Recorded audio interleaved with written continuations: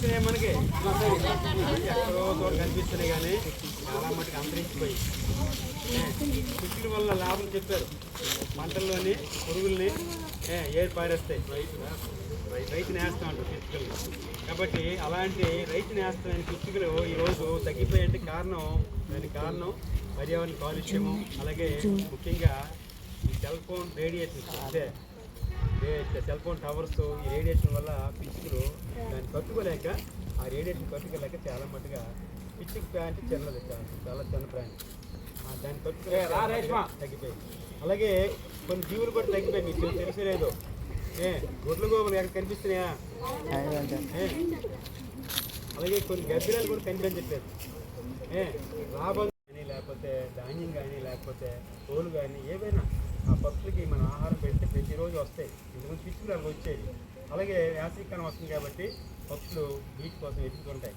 మీకు కాకి కథ తెలుసు కదా, కోరకాయ కదా, నీరు ఎక్కడ లేకపోవడం వల్ల ఎక్కడో చిన్న కొండలో నీరు ఉంటే అది రాలేసి కథ మీకు తెలుసు. ఆ విధంగా పక్షులు వేసవికాలం ఎక్కడ నీరు ఉండక నీటి కోసం ఎత్తుకుంటాయి. కాబట్టి మన ఇంటి మేడపై కానీ లేకపోతే మన ఇంట్లో ఎక్కడైనా కొంచెం నీరు ఉన్న దగ్గర కానీ అందుబాటులో ఉన్న బయట ప్రదేశంలో మనం నీరు మేత ఇచ్చే చిన్న మట్టి పాత్ర, దానిలో ప్రతిరోజు నీళ్ళు వేస్తే అది తాగడానికి వస్తాయి.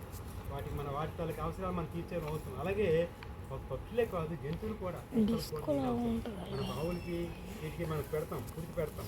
కానీ కొన్ని జీవులకి ఎవరు పెట్టి దక్షిణం వీధి కుక్కలు ఉన్నాయి, వాటికి ఎవరు పెడతారు నీళ్ళు, వాటికి ఎవరు ఆహారం పెడతారు? వాటికి కూడా మనం నీరు పెట్టవచ్చు. అలాగే కొన్ని జంతువులు తిరుగుతుంటాయి వీధిలో, వాటికి కూడా మనం నీరు పెట్టవచ్చు. కాబట్టి మనకి అలాంటి పనులు చేయడం వల్ల, అలాంటి మంచి పనులు చేయడం వల్ల కాస్త మంచి పుణ్యం వస్తుంది. అర్థమైందా? చెడ్డ పనులు చేస్తే పాపం వస్తుంది, మంచి పనులు చేస్తే పుణ్యం వస్తుంది. కాబట్టి పర్యావరణం ఉండే పక్షుల్ని జంతువుల్ని కాపాడడం మన బాధ్యత. అర్థమైందా? వాటిని కాపాడితే పర్యావరణం కాపాడిన వాళ్ళు అవుతాం. కాబట్టి మీరందరూ కూడా మధ్యలో రక్షించి వారికి ఆహారం కానీ నీరు కానీ పెడితే చాలా మంచి పని చేసిన వాళ్ళు అవుతాము. కాబట్టి మీరందరూ కూడా పర్యావరణంలో భాగంగా మీరు కూడా ఈ పక్షులకి కానీ జంతువులకు కానీ నీరు పెట్టడము, ఆహారం పెట్టడము అలవాటు చేసుకుంటే చాలా బాగుంటుంది. అర్థమైందా? ఓకే, ఈరోజు నుంచి ఆ విధంగా చేస్తారని నేను ఆశిస్తున్నాను. విశ్వం గారి సందేశం విన్నారు కదా, మరి పాటించాలి. ఎక్కువగా ఇప్పుడు వ్యవసాయంలో పురుగు మందులు చల్లడానికి కారణం ఏంటంటే ఈ పక్షులు అనిపించిపోవడం వల్లే. అవునా కాదు చెప్పండి?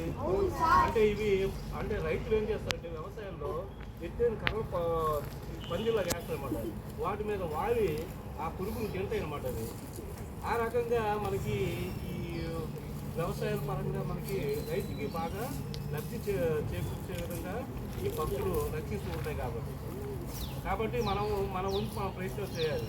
చాలా పక్షులు అంతరించిపోయే దశలో ప్రస్తుతం కనిపిస్తున్నాయి. కాబట్టి మరి హెచ్ఎం సార్ అలాగే ఎన్ఎస్ సార్ చెప్పినట్టుగా మీరందరూ కూడా మరి ఇంటికి వెళ్ళి ఆ మట్టి పాత్రలో నీళ్ళు పోసి మరి ఆ పక్షులను సంరక్షించే బాధ్యత తీసుకోవాలని ఈ సందర్భంలో